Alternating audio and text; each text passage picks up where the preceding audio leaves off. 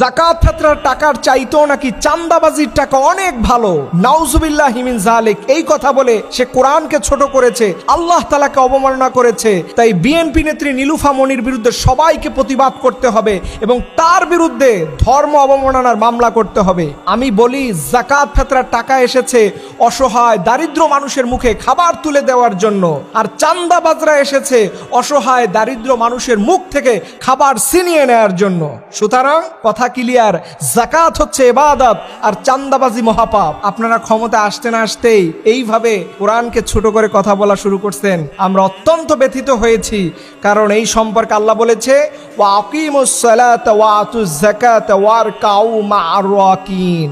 এটা কোরআনের আয়াত, এটাকে অবমাননা করা আপনার মতো মহিলার পক্ষে সাজে না।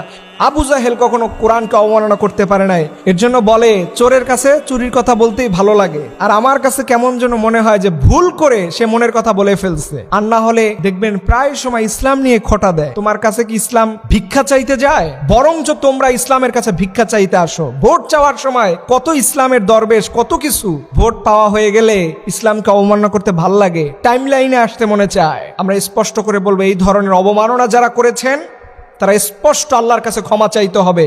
আর না হলে এদেশের তাওহীদি মুসলমানরা সবাই এর বিরুদ্ধে প্রতিবাদ করা আমাদের দায়িত্ব, আমাদের ফরজ।